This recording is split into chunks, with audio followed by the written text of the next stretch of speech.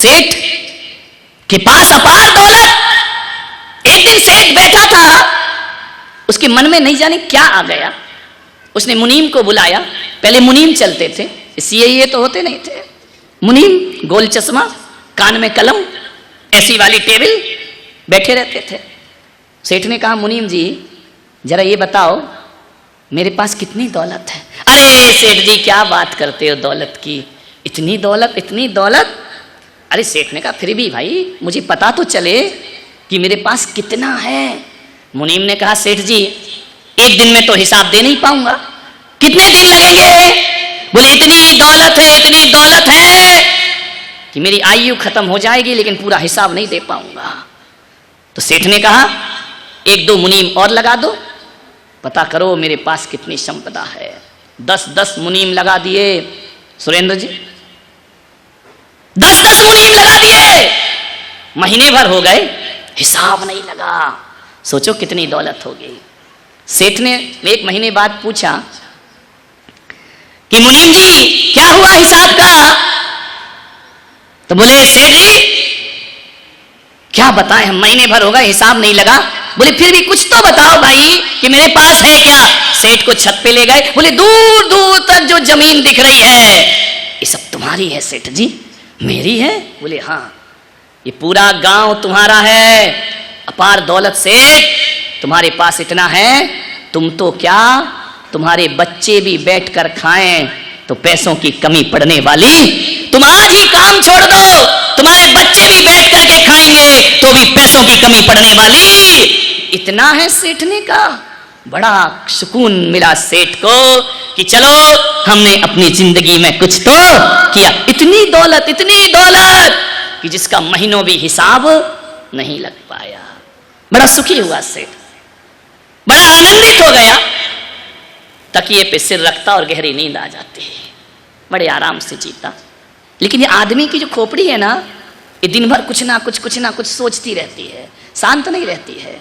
माला फेरेगी सोचेगी कुछ और, भोजन करेगी सोचेगी कुछ और, मंदिर जाएगी सोचेगी कुछ और, यहां बैठे हो सोचोगे कुछ और। घर में रहो तो महाराज याद आते हैं, यहां बैठ जाओ तो घर याद आता है। करे क्या आदमी, दिमाग खराब है आदमी का, कर क्या सकता है।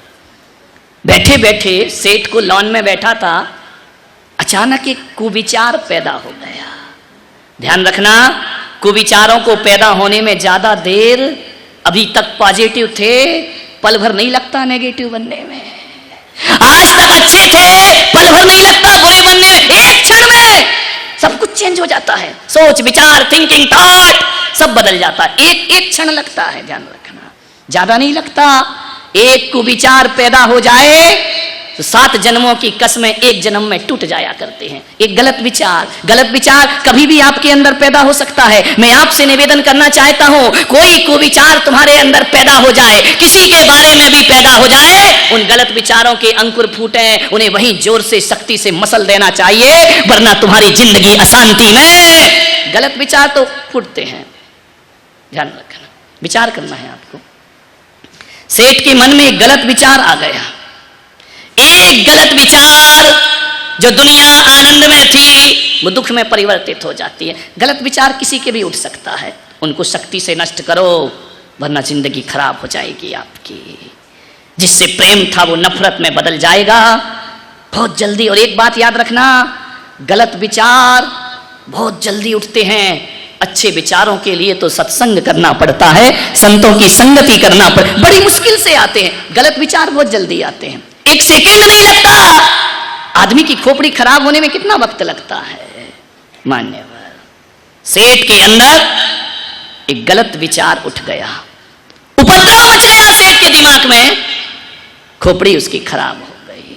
मान्यवर, क्या देखा, सोचा सेठ ने, जैसे सेठ से कोई कह रहा हो, उसके भीतर से कोई शब्द आ रहा हो कि ये सेठ बड़े खुश नजर आते हो।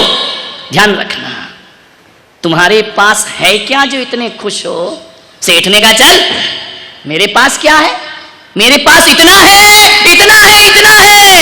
कि मैं भी बैठकर खाऊं और बच्चे भी बैठकर खाएं, तो मेरे पास पैसों की कोई कमी अरे बड़ी जोर से हंसा वो भीतर का विचार। उसने कहा पागल नादान, दिमाग खराब हो गया तेरा। बोले क्या हुआ?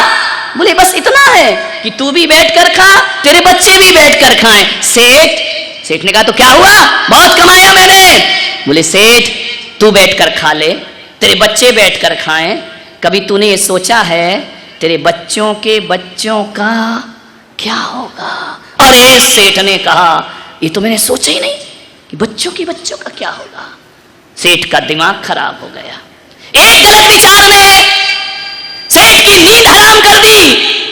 सेठ ने कहा भाई तू कह तो सही रहा है, मैंने अपने लिए कमाया, बच्चों के लिए कमाया, लेकिन उनके बच्चों का तो मुनीमों को बुलाया। बोले बताओ बच्चों के बच्चों का? सेठ मुनीम ने कहा सेठ जी कैसी बातें करते हो, छोड़ो ना ये सब, तुम जियो, तुम्हारे बच्चे जिए, उनका भी ख्याल करोगे। अरे बोले तू चुप रहे, तेरा दिमाग खराब है। ध्यान रखना जब गलत विचार आता है तो अच्छी सलाह भी बुरी लगती है। रावण को मंदोदरी समझाती रही कि सीता वापस कर दो नहीं तो लंका का सर्वनाश हो जाएगा। सबने समझाया, विभीषण ने समझाया, लेकिन विनाश काले विपरीत बुद्धि। जब हमारे विनाश के दिन आते हैं खोलती खोपड़ी उल्टी चलती है। सीधा समझाओ तो अर्थ उल्टा लगता है। ध्यान रखना विनाश काले विपरीत बुद्धि। यही हुआ, सेठ को समझ ही नहीं आया। उसने कहा बताओ मेरे बच्चों के बच्चों का क्या होगा? अब सेठ टेंशन में आ गया। ध्यान रखना अभाव में जीने लगा, सद्भाव में नहीं जी रहा था। 2 मिनट पहले सद्भाव में था। ध्यान रखना लोग स्वर्ग नरक मंदिरों में खोजते हैं, नादान है वो लोग। मैं पुलक सागर कहता हूं स्वर्ग नरक मंदिर में नहीं, स्वर्ग नरक हमारी सोच में समाये हुए होते हैं, हमारे विचारों में होते हैं। यही स्वर्ग है। पल भर पहले जिंदगी स्वर्ग थी, पल भर बाद जीवन नरक हो गया। एक सोच, मैंने कहा था ना सोच बदल लो जिंदगी बदल जाएगी। सोच ही तो बदलना है। सेठ बीमार हो गया क्योंकि अब उम्र हो गई, अब बच्चों के बच्चों के लिए कमाऊंगा क्या? मौत सामने आने वाली है। सेठ बीमार हो गया, रात की नींद हराम। पहले क्या होता था, तकिए पे सिर रखता था, गहरी नींद आती थी। आज क्या हो गया, सारी रात करवट बदलता है। एक चिंता उसके दिमाग में सवार हो गई। मान्यवर एक बात याद रखना, चिंता और चिता, एक बिंदी हट गई तो चिंता, और बिंदी हट गई तो चिता, बिंदी रख दी तो चिंता। एक बार याद रखना, चिता तो मुर्दे को जलाती है लेकिन चिंता जीते जी आदमी को चिंता वो दीमक है जो धीरे धीरे हमारी जिंदगी को खा जाया करती है। चिंता मत करो मेरे यार, ध्यान रखना। चिंता क्यों करते हो, कल क्या होगा? अरे आज देख मेरे भाई, आज का आनंद ले, आज का सुख भोग। एक शेख सादी बहुत बड़ा सूफी फकीर हुआ, खुदा को धन्यवाद देते हुए रास्ते से गुजर रहा था।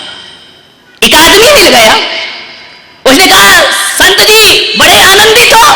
शेख सादी ने कहा क्यों आनंदित नहीं होऊंगा, बड़ी रहमत है खुदा की, ईश्वर का बड़ा रहम है मुझ पे, अल्लाह का बड़ा रहम है मुझ पे। बोले क्या रहम है तुझ पे?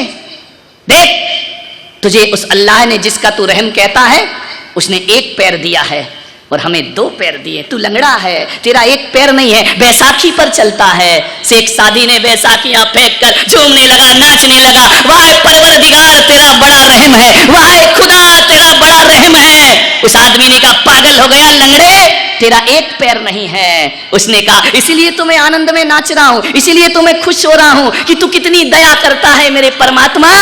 दुनिया में ऐसे भी लोग हैं जिनके दोनों पैर नहीं है, कम से कम तूने मुझे एक पैर तो प्रदान किया। दुनिया में ऐसे भी लोग हैं जिनके पास दोनों पैर नहीं होते, वो खड़े नहीं हो सकते, मैं खड़ा तो हूं ना।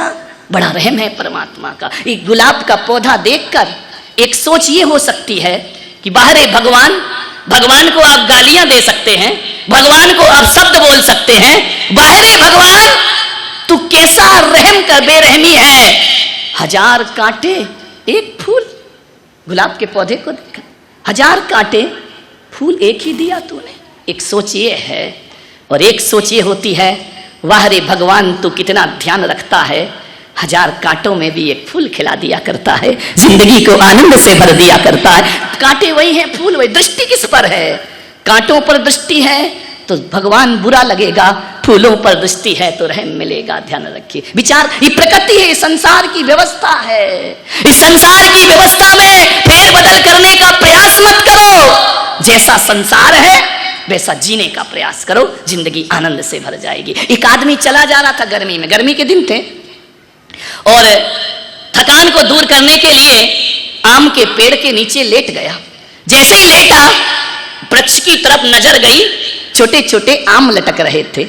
उसने कहा, वाह रे भगवान, तू भी कैसा खेल रचता है, इतने बड़े पेड़ में इतने छोटे आम और इतनी पतली बेल में इतना बड़ी लौकी, कद्दू, क्या भोपड़ा, पतली सी बेल, इतना बड़ा भोपड़ा, है ना, और मजबूत पेड़, इतने से फल।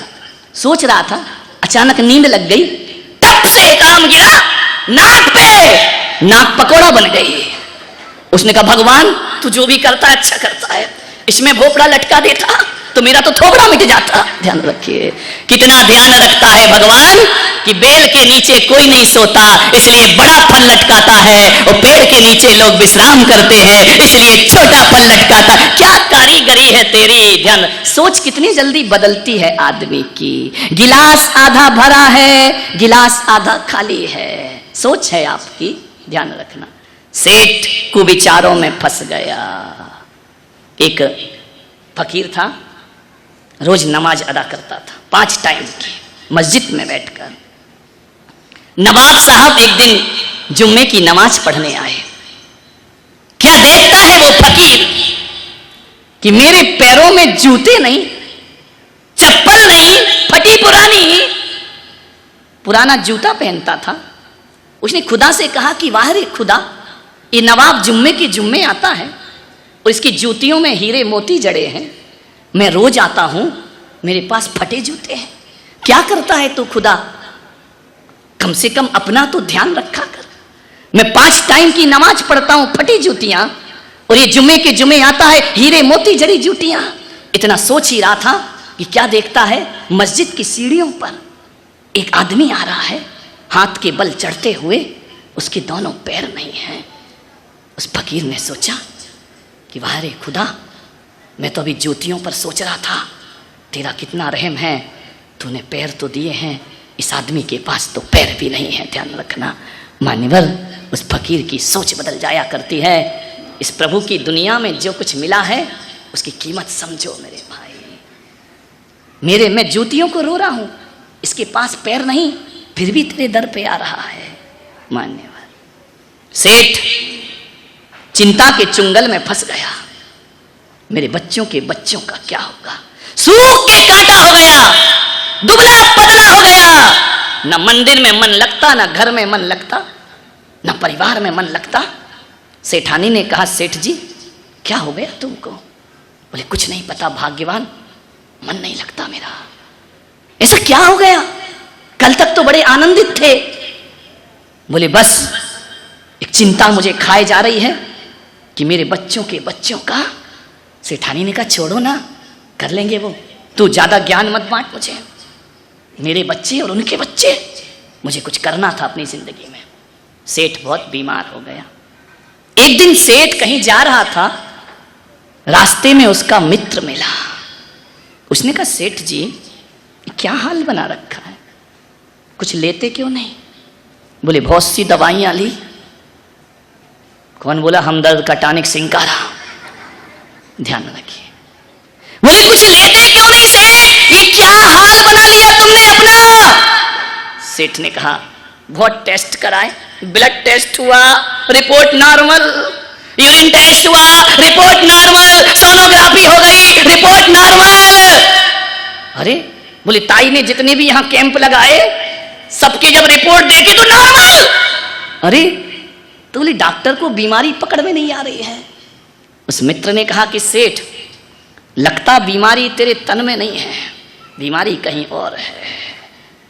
सारी रिपोर्ट नॉर्मल आ रही है तो फिर सूख के कांटा क्यों हो रहा है, इतना दुबला क्यों हो रहा है, इतना सूख क्यों रहा है। सेठ ने कहा यही तो पता नहीं चल रहा है, हर रिपोर्ट नॉर्मल है, कोई बीमारी नहीं है मुझे, लेकिन फिर भी शरीर में अब ताकत नहीं रह गई है। मालूम है, उस सेठ से उस मित्र ने कहा, अपने यहाँ एक महाराज आए हैं, उनके पास चला। अरे बोले पागल, दिमाग खराब, बड़े बड़े मेडिकल में जांच करा ली, सारी ले ली, एलोपैथी ले ली, आयुर्वेदिक ले ली, होम्योपैथी ले ली, कहीं फायदा नहीं हो रहा। वो महाराज क्या करेगा? बोले चले जाओ, अब सब जगह द्वार बंद है, तो अब आखिरी द्वार तो हमारे ही मिलते हैं, मरता क्या नहीं करता। बोले चलो संत के पास। बोले देखो मैं साधु संतों पे विश्वास नहीं करता। उस मित्र ने कहा यार चले तो जाओ। अरे साधु कुछ देगा नहीं तो तुमसे कुछ लेगा भी नहीं, चले जाओ, हो सकता कुछ कर दे। ध्यान रखना, संतों के पास समाधान ही नहीं है, समस्या की पूर्ति भी हुआ करती है। तू चला जा एक बार संत के पास। उसने कहा देखो महाराज आराज में कुछ नहीं, मैं भी आपसे कहता हूं पूना वालों, दिन भर मेरे पास आते हैं, महाराज कैंसर का इलाज कराने आए, आशीर्वाद दे दो, महाराज ने टीबी हो गया, आशीर्वाद दे दो, महाराज यहाँ बच्चा पढ़ने आया है, आशीर्वाद दे। दिन भर कस्टमर आते हैं, दिन भर आते हैं मेरे पास, वो कस्टमर है, मैं कष्ट से मरता हूं। तो अब मैं क्या करूं, बीमार हो तो भाई मैं कोई मेडिकल पढ़ा नहीं, मैं कोई डॉक्टर नहीं, मैं कर क्या सकता हूं। बोले नहीं महाराज आशीर्वाद दे दो। मैंने कहा आ जाइए, ये संत का दरबार है, यहाँ आशीर्वाद प्राप्त हुआ करता है। और एक बात ध्यान रखना पूना वालों, ना तो मेरे पास एलोपैथी है, ना मेरे पास होम्योपैथी है, मेरे पास एक पैथी है जो अभी अभी चली है, ना मेरे पास फिजियोथेरेपी है, ना मेरे पास कोई जांच की मशीन है, ना एलोपैथी रखता हूं, ना होम्योपैथी रखता हूं, मैं पुलक सागर केवल सिंपैथी रखता हूं। आओ तो इससे अपना इलाज, सिंपैथी है मेरे पास, बस और कुछ नहीं, सिंपैथी के अलावा कुछ नहीं। लेकिन कभी कभी जो काम एलोपैथी और होम्योपैथी से नहीं होता, वो काम सिंपैथी से बन जाया करता है मेरे भाई। मेरे पास सिंपैथी के अलावा कुछ नहीं है। सेठ ने सोचा कि चलो चलते हैं संत के पास, इतना कह रहा है तो चलो सुन लेते हैं, साधु के पास पहुंच जाते हैं। सेठ ने मन बनाया कि कल मुझे चलना है। एक बात याद रखना, सारी रात सेठ सोया नहीं, कई रात नहीं सोया था। अरे दिन बिगाड़ लोगे तो रात कैसे सोओगे मेरे भाई। अरे आदमी की जिंदगी तो ऐसी होना चाहिए कि 16 घंटे जगे और 8 घंटे सोना चाहिए। 8 घंटे की नींद को तरस रहा है आदमी। अमेरिका और भारत में अंतर मालूम है क्या है? अमेरिका के लोग गोली खा के सोते हैं। ध्यान रख, पैसा तो बहुत है लेकिन नींद नहीं है उनके। अमेरिका के लोग गोली खा के सोते हैं और भारत के लोग गाली खा के उठते हैं। 1000 गालियां दो तब उठेगा, ध्यान रखना। एक सेठ ने कह दिया अपने नौकर से कि भाई सुबह सुबह मुझे मॉर्निंग वॉक में जाना है, तो 5 बजे उठा देना। नौकर ने कहा ठीक है सेठ जी उठा दूंगा। 5 बजे, सेठ जी उठो, 5 बज गए, मॉर्निंग वॉक में जाना है। सेठ ने कहा रुक जा। यूं करवट लिया, सेठ इस तरफ हो गया। 8 बजे नींद खुली। नौकर का क्यों रे, तूने उठाया नहीं, मुझे घूमने जाना था। बोले सेठ जी आप तो घूम के भी आ गए। बोले घूम के आ गया? बोले आ गए। बोले क्यों? बोले 5 बजे मैंने उठाया था, आप ऐसे से ऐसे घूम गए। तो मैंने समझा बड़े आदमी हैं, इससे ज्यादा क्या घूमेंगे। ध्यान रखिए आदमी की, इससे ज्यादा तुम घूमेंगे भी क्या, हो गया मॉर्निंग वॉक, आपने एक करवट तो ले लिया। विचार करिए, भारत के लोग गाली खा के उठते हैं, बड़ी सुकून की नींद है। हम संत लोग दिन में तो सोते नहीं, रात में भी 11 बजे 11-12 बज जाते हैं, लेकिन जब जैसे ही चटाई पर सोते हैं, हाथ सिराना रखते हैं, लेटते ही गहरी नींद आ जाती है। एक बात याद रखना, दुनिया का सबसे सुखी आदमी वही है जिसे रात में बिना प्रयास की नींद आ जाती हो और सूर्य उठने से पहले उठ जाता हो। उससे ज्यादा सुखी इंसान संसार में कोई दूसरा नहीं हुआ करता है। मखमली गद्दों पर नींद नहीं आती मेरे भाई, और जिन्हें चैन पाना है वो चट्टानों पर भी गहरी नींद सो जाया करते हैं। ध्यान रखिए, नींद को तरसे नैन, सेठ की नींद हराम। 8 घंटे सोइए, 16 घंटे काम करिए। जो 16 घंटे त्रुटिपूर्ण कार्य नहीं करेगा वही 8 घंटे आराम से सोएगा। ध्यान रखिए, आराम से सो जाइए। आराम बड़ी चीज है, मुंह ढांक के सोइए। आराम बड़ी चीज है, मुंह ढांक के सोइए। किस किस को देखिए और किस किस को रोइए, आराम बड़ी चीज है, मुंह ढांक के सो गया। ध्यान रखना, सेठ की नींद हराम। पहुंचा संत के पास, दूर था घर, 1 घंटे तो लगेगा, पूना से जाएगा तो ट्रैफिक में फंस जाएगा। ध्यान रख, लेकिन अपने प्रवचन का सेठ है, 15 मिनट में खत्म भी करना है कहानी। सेठ को पहुंचा देते हैं। पहुंच गया संत के पास, संत को प्रणाम किया। संत ने कहा सेठ, रोने लगा, झरझर आंसू। संत ने कहा सेठ तुम क्यों रोते हो, क्या गड़बड़ है, पत्नी अच्छी नहीं है? अरे बोले लाखों में एक है, तो अब काय को रो रहा है? बच्चे? बोले बहुत अच्छे हैं।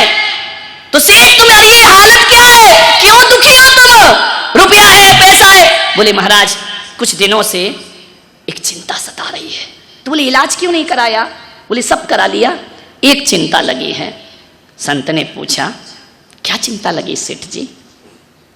मेरे पास ऐसे तो बहुत कुछ है, रुपया है, पैसा है, नौकर चाकर सब है, मकान है, जमीन है, जायदाद है, फिर दुखी क्यों हो? बोले दुखी एक बात मेरे मन को खाए जा रही है भीतर ही भीतर, कि मैंने अपनी जिंदगी में क्या किया है। बोले बहुत तो किया, कितना है? बोले मैं भी बैठ कर खाऊं, मेरे बच्चे भी खाएं, चिंता तो और आगे की है। बोले क्या? बोले महाराज मेरे बच्चों के बच्चों का क्या होगा?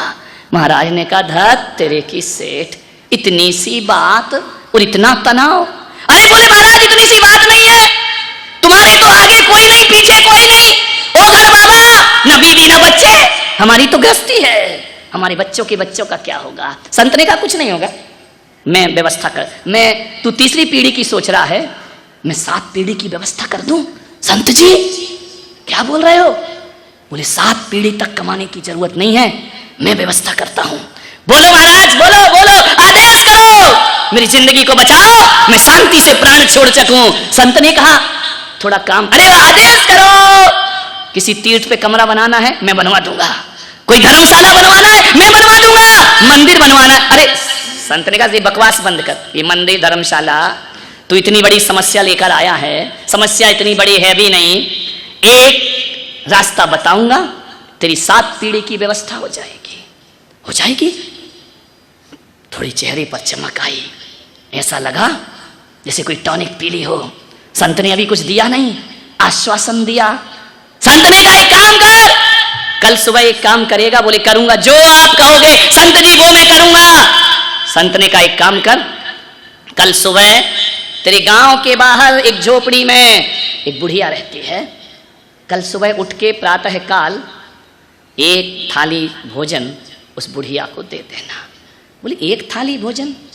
उस बुढ़िया का कमरा वमरा बनवा दूं? अरे संत ने कहा नहीं, उसको झोपड़ी में ही रहने दे, कमरे वालों की हालत हम देख रहे हैं, उसको आराम से रहने दे झोपड़ी में, जा 1 थाली भोजन दे। बोले 1 थाली भोजन में सारी 7 पीढ़ी? अरे बोले 7 पीढ़ी सुधर जाएंगी, बस 1 थाली भोजन दे के आ जाना, कर लेगा? अरे महाराज आदेश करो। उस रात सेठ गया, उसे एक साहस मिला, उसे लगा कि यार अब तो समस्या का 1 थाली भोजन, मैं पागल कहां पड़ा हुआ था, इस संत ने व्यवस्था कर दी। रात सोया, बड़ी गहरी नींद आई, महीनों के बाद, बरसों के बाद सेठ को नींद आई, बड़े सुकून से सेठ सोया। सुबह उठा, नहाया धोया, 1 थाली भोजन लेके चला बुढ़िया के कुटिया में। जैसे ही पहुंचा, अब पहुंचा देते हैं, घर जाना है अपने को, जैसे ही पहुंचा सेठ क्या देखता है, बुढ़िया के आंगन में एक 5 साल की बच्ची झाड़ू लगा रहे थे। सेठ पहुंचा, सेठ ने कहा बेटा अम्मा कहाँ है? बोले कौन हो आप? अरे मुझे नहीं जानती, मैं नगर सेठ, मेरे से बड़ा धनवान इस गांव में कोई नहीं है। अरे सेठ जी, बच्ची ने कहा आइए बैठिए, बड़ी संस्कारित बच्ची थी, बैठो सेठ। मेरे पास देख बेटा बैठने का समय नहीं है, मैं बहुत बिजी हूँ, दुकान जाना है मुझे, तू अम्मा को बुला। बोले सेठ जी थोड़ा तो इंतजार करो। बोले नहीं देख बेटा जल्दी कर, तू 5 साल की बच्ची, तुझसे क्या मुंह लगना, जा अम्मा को बुला के ला। बोले अम्मा अभी नहीं आ सकती है। बोले क्यों? बोले मेरी अम्मा भगवान का भजन कर रही है। अरे जाके बोल नगर सेठ आए हैं। नहीं नगर सेठ कुछ नहीं होता, मेरी अम्मा ने कहा है कि रामनाथ कोविंद भी आ जाएं, नरेंद्र मोदी भी आ जाएं, सुमित्रा महाजन भी आ जाए, तो मुझे भजन से कभी उठाना मत, वो इंतजार करें, मैं प्रभु का भजन कर रही हूँ, मैं भजन में से उन्हें उठा नहीं सकती हूँ। सेठ जी थोड़ा वेट करना पड़ेगा। सेठ को पहली बार लगा कि मेरे दरवाजे पे हजारों इंतजार करते हैं, बोली बाबा ने मुझे कहाँ फंसा दिया, ये लड़की कह रही इंतजार करो, ये मुझसे नहीं होगा। फिर सेठ को आया, नहीं बीमारी मिटाना है, करो, मरता क्या नहीं करता, वक्त पड़े बाका तो गधे को कहे काका। आदमी बड़ा होशियार है। बोले ठीक है, ठीक, कोई बात नहीं बेटा, मैं बैठा हूँ। 8 बज गए, 9 बज गए, 10 बज गए। उसने कहा बेटा अब जाके बुलाओ अम्मा को, कितनी देर भजन करती है तेरी अम्मा। बोले सेठ जी मेरी अम्मा घड़ी देख के भजन नहीं करती है, जब तक मन लगेगा बैठी रहेगी। और कभी कभी तो सेठ जी पूरे पूरे दिन सामायिक से नहीं उठती। पूरे दिन मार डाला तूने, पूरे दिन वेट करूंगा मैं यहाँ, मेरी दुकान का क्या होगा। उस बच्ची ने कहा फिर चले जाओ सेठ जी, कोई दिक्कत नहीं है, मेरी अम्मा को मैं नहीं उठा सकती हूँ। सेठ ने कहा तो अब मैं चलता हूँ, 12 बज गए। एक काम कर बच्ची, ये भोजन की थाली लाया हूँ, ये भोजन ले ले, अम्मा को दे देना कि नगर सेठ ने सोने की थाली में भोजन भेजा है। बच्ची ने ऊपर से नीचे तक सेठ को देखा और कहा सेठ जी भोजन वापस ले जाओ। सेठ की आत्मा को ठेस पहुंची। उसने कहा नादान बच्ची, तुझे अकल नहीं है, इस सोने की थाली लौटा रही है, 56 भोग बना के लाया हूं, कभी खाया है तुमने, जाओ अम्मा को दे देना कि सेठ तुम्हें दे के गया है। बोले नहीं सेठ जी हमें ये भोजन नहीं चाहिए, वापस ले जाओ अपना भोजन। मेरे घर लोग खाने को तरसते हैं कि सेठ के घर पानी मिल जाए, और ये कहती हमें भोजन नहीं चाहिए। क्यों नहीं चाहिए बेटा? सेठ जी हमारे यहाँ भोजन आ चुका है। कौन दे गया? एक ब्राह्मण दे गया। क्या दे गया? केले के पत्ते में दही और भात दे गया है। अरे पागल, उसको हटा, ये तो रोज खाती है, ये खा सेठ के घर का भोजन, 56 प्रकार का भोग। उसने कहा नहीं, मेरी अम्मा ने मना किया है। मालूम है सेठ जी, मेरी अम्मा कहती है हमारे घर में यदि एक बार भोजन आ जाए तो दोबारा हम किसी का भोजन नहीं लिया करते हैं, चाहे वो कितना भी स्वादिष्ट हो जाए, आप अपना भोजन वापस ले जाओ। सेठ ने कहा बेटा रख ले, कल काम आएगा। बोले नहीं सेठ जी हमको नहीं चाहिए। बोले कल किसी ने नहीं दिया तो बोले मेरी अम्मा ने कहा है कि हम कल की चिंता नहीं किया करते हैं, जो आज देता है वो कल भी देता है, हमें कल की कोई परवाह नहीं है। बेटा कहीं से भोजन नहीं आया तो क्या करेगी? मेरी अम्मा ने सिखाया है बेटा भोजन की कभी चिंता मत करना, जो चोंच देता है वो दाना भी देता है, और जो प्यास देता है वो पानी भी। हम परवाह नहीं करते, ले जाओ सेठ, हम कल की चिंता नहीं करते हैं, हमें आज मिल गया, हम आज सुखी हैं, जो आज देगा वो कल भी देगा। सेठ के पैरों तले जमीन खिसक गई, हाथ से थाली छूट गई, दिमाग में बिजली कौंध गई। सेठ ने कहा ये 5 साल की बच्ची और मैं 60-70 साल का बूढ़ा, ये बच्ची कहती हम कल की चिंता नहीं करते, और मैं बूढ़ा कह रहा हूं कि बच्चों के बच्चों का क्या, कौन ज्ञानी? ये बच्ची ज्ञानी या मैं ज्ञानी? सेठ को लगा इस बच्ची ने मुझे जिंदगी का पाठ पढ़ा दिया कि जो आज देगा वो कल भी देगा, हमें कल की चिंता। सेठ ने सोचा मैं भी कैसा पागल था जो सोच रहा था कि बच्चों के बच्चों का क्या, अरे क्या होगा बच्चों के। अब सेठ को ज्ञान मिल गया। ध्यान रखना, ज्ञान जरूरी नहीं है कि संतों से मिले, ज्ञान 5 साल की बच्ची से भी प्राप्त किया जा सकता है। उस सेठ के दिमाग में आया, मैं कहां सोच रहा था कि बच्चों के। उसने बच्ची से पूछा बेटा इतना ज्ञान कहां से मिला? मेरी अम्मा ने दिया है सेठ जी। तुम्हें क्या गम है सेठ जी?